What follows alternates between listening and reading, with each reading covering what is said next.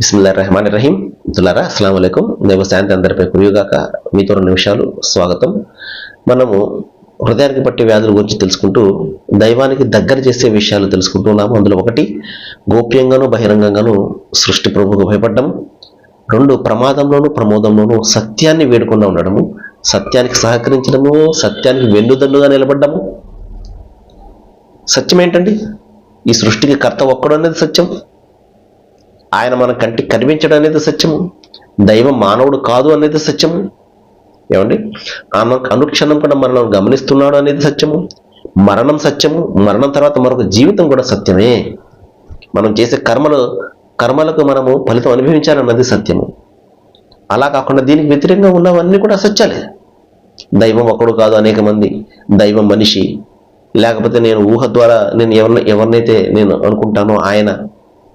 అలాగే మరణం తర్వాత ఇంకొక జీవితం లేదు, చేసిన పనికి సమాధానం ఏమి కూడా లేదు అని ఒకవేళ అనుకుంటూ ఉన్నట్లయితే అది అసత్యం. అది సత్యాన్ని ఒకవేళ మనము దాన్ని కాపాడితే అది మనల్ని కాపాడుతుంది. అసత్యాన్ని మనం కాపాడాలి. దాన్ని కాపాడడం కోసం అనేకమైన అసత్యాలు మనం పలుకుతూ ఉండాలి. మహాశిలరా, ఎన్ని అసత్యాలు పలిగినప్పటికీ అది సత్యం కాదు కదా. సరే, 3ది ఏమిటంటే, కలిమిలోను లేమిలోను మధ్యస్థాన్ని పాటించండి, ఇది దైవానికి దగ్గర చేస్తుంది అన్నారు. కలిమి డబ్బులున్నప్పుడు ఒక విధంగా ఉండడము, విచ్చలవిడిగా ఖర్చు పెట్టేయడము, లేనప్పుడు తిరిగి దేహి అని చెప్పేసి యాచించడము, అలా కాకుండా మధ్యస్థంగా ఉండండి. ఎందుకంటే దైవధర్మం ఎప్పుడు కూడా మధ్యస్థాన్ని మనకు ప్రతిపాదిస్తుంది.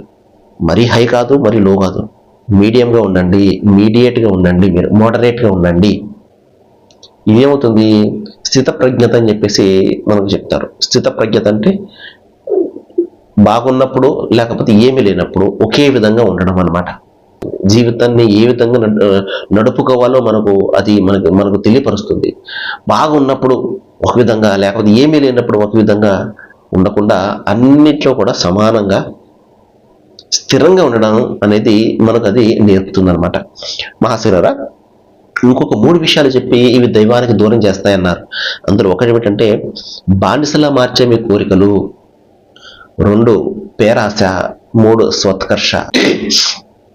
ఉన్న కోరికలు మనల్ని బానిసలుగా మార్చేస్తాయి. కోరికలకు బానిసైనటువంటి వ్యక్తి ఏం చేస్తాడో తెలియదు, ఎలా చేస్తాడో తెలియదు, నాశనం అవుతాడు. అదేవిధంగా పేరాశ, ఆశ ఉండడం మనిషికి ఓకే.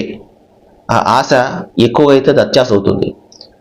మరీ హద్దు మీరిందంటే పేరాశ అవుతుంది. పేరాశ ఉన్నటువంటి వ్యక్తి ఏం చేస్తాడు?